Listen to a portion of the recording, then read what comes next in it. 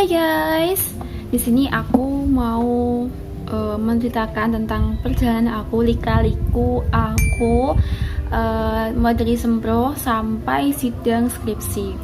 Karena banyak banget kejadian ketika aku sempro dan juga sidang skripsi.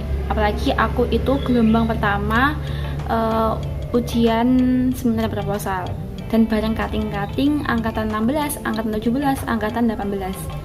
Dan aku itu paling muda sendiri, angkatan 19. Waktu itu aku sempro semester 7. Kita langsung saja ke ceritanya, oke? Jadi aku mengerjakan proposal itu aku menyicilnya, nyicil atau ya nyicil, paham nyicil kan ya? Nyicil mengerjakan proposal itu ketika pas semester 6 sebelum KKN. Kan KKN-nya itu Jupinsa liburan semester 6 ya. Jadi sebelum liburan semester 6, jadi pas liburan Idul Adha itu aku posisinya di Surabaya. Jadi aku nggak pulang selama liburan selama Idul Adha, bahkan waktu sholat Idul Adha itu aku juga nggak pulang, aku posisinya di Surabaya. Nah kesempatan itu jarak liburan sama KKN itu aku jadikan untuk mengerjakan proposal, karena waktu itu niatku itu pulang dari KKN itu aku mau langsung ngajukan proposal supaya langsung supaya langsung ujian sempro gitu. Jadi tapi sebelum aku mengerjakan proposal itu aku sudah mempersiapkan bahan-bahannya, yakni jurnal-jurnal untuk referensi skripsi dan juga proposal. Jadi aku sebelum mengerjakan itu aku jauh-jauh hari itu sudah mempersiapkan bahan-bahannya, jurnal-jurnalnya, kurang lebih itu 20 jurnal. Jadi kalau sudah ada bahan-bahannya kan enak ya, nanti kalau ada waktu luang itu bisa untuk mengerjakan. Kemudian itu aku nggak sampai 10 hari udah selesai. Itu aku selesainya nggak sampai per 3. Kan seminar proposal atau sempro itu cuma bab 1 sampai bab 3 saja. Waktu itu aku menyelesaikannya cuma sampai bab 2 karena ada urusan persiapan untuk KKN. Terus bab 3-nya itu aku selesaikan di KKN di Ngawi, karena kan aku KKN itu dapat di Ngawi, jadi aku KKN sambil menyelesaikan bab 3 untuk sempro gitu. Jadi nyempetin waktu lah gitu. Kemudian pulang KKN itu kalau nggak salah bulan Agustus akhir, karena tanggal 17 Agustus itu aku masih di Ngawi, aku ngerayain 17-an juga di Ngawi. Kalau nggak salah Oktober, seumpamanya ya sekarang kan hari Jumat, Senin besok itu kuliahnya sudah mulai aktif lagi, tahun ajaran baru itu aku langsung ke Kaprodi untuk mendaftarkan judul skripsiku dan juga untuk daftar sempro. Ternyata waktu ke tempatnya Kaprodi, di situ juga ada Kaprodi dan juga ada Sekprodi, Bapak Sekprodi. Di situ aku dijelasin bahwa ada aturan baru semenjak aku semester 6. Itu ada aturan baru bahwa mulai dari proposal itu sudah ada bimbingannya. Kan kalau dulu itu sempro dulu baru ada dosen pembimbing. Nah, sekarang itu dari proposal sudah ada dosen pembimbingnya. Jadi aku nggak bisa langsung ujian seminar, tapi harus melalui step by step. Dan itu aku butuh waktu 1 bulan lebih baru bisa sempro. Itu jaraknya lama dan itu nggak enak banget. Kenapa? Karena membuat aku itu agak sedikit lupa dengan apa yang aku tulis, karena jaraknya terlalu jauh antara aku daftar dan juga sidang proposal. Itu jaraknya jauh gitu. Jadi nggak enak ya teman-teman, kalau jaraknya jauh tuh nggak enak. Oke, langsung singkatnya. Kemudian SK-nya turun, SK untuk ujian sempro. Di situ aku bareng sama kating-kating, ada 4 kating, ada 3 kating, satunya tuh aku yang paling muda, aku angkatan 19. Kemudian yang lainnya tuh ada yang angkatan 16, angkatan 17, angkatan 18. Jadi ada yang semester 12, ada yang semester 11, ada yang semester 9 kayak gitu. Dan aku yang paling muda itu semester 7 karena waktu itu semester ganjil ya. Terus waktu SK-nya turun itu ada judul skripsi katingku dan aku itu ada yang kembar, plek ketiplek, nggak ada yang bedanya cuma di objek penelitiannya saja, karena aku menelitinya itu mahasiswa INSA semester 7, sedangkan cutting itu menelitinya di mahasiswa semester 3. Bedanya cuma itu tok. Semester 3 atau semester 5 gitu ini loh fotonya ini. Tapi ada alhamdulillahnya, kenapa? Karena di situ sekprodinya itu nggak teliti. Andaikan bapaknya itu teliti, pasti yang ditolak itu aku. Kenapa? Karena aku itu kan baru mengajukan, sedangkan cutting itu sudah dari jauh-jauh hari atau dari semester yang dulu itu sudah mengajukan, sedangkan aku kan yang baru. Jadi bagaimanapun juga itu pasti aku yang kalah. Dari situ menurutku tuh kayak beruntung banget aku, kayak dikasih pertolongan oleh Allah yang sangat nyata. Kok bisa-bisanya itu padahal judulku sama judul cutting itu berdempetan, dan itu sekprodinya nggak teliti gitu. Karena sudah terlanjur dibuatkan SK dan lain-lain, akhirnya bapaknya nggak bisa mengotak-atik, jadi sudah terlanjur, jadi dibiarin untuk ikut ujian sempro. Nanti sama Pak aku disuruh minta solusi kepada dosen pengujinya bagaimana, karena saat itu juga alhamdulillahnya aku dapat dosen penguji yang ahli di bidang yang aku ambil ini skripsinya, itu tentang linguistik. Waktu di ruangan persidangan, langsung aja ya, di ruangan persidangan itu aku langsung dijajarin gitu, disandingin sama cutting yang judulnya sama kayak aku. Disuruh duduk berdua kan, tanyain di antara kalian berdua ada yang mau mengalah nggak?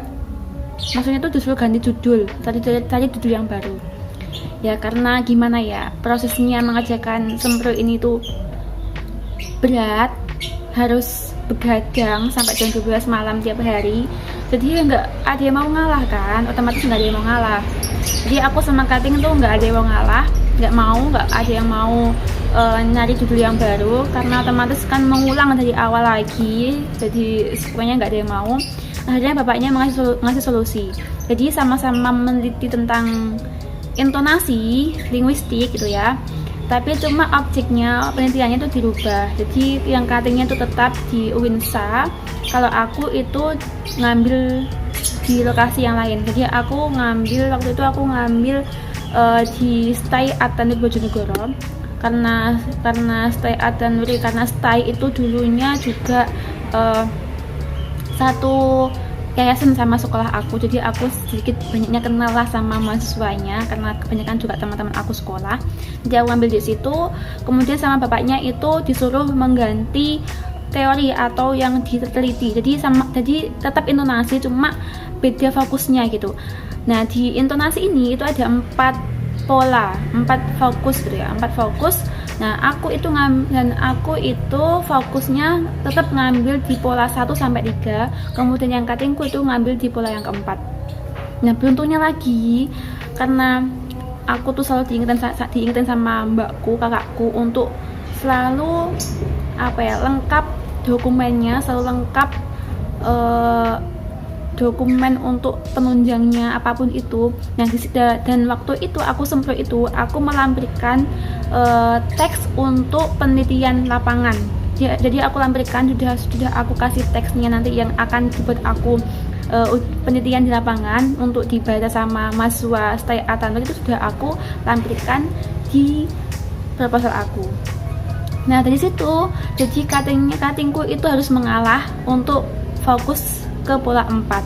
Sebenarnya cuttingku juga mau fokus ke pola 1, 2, 3, karena aku waktu itu juga sudah melampirkan teksnya, jadi cuttingku harus mengalah.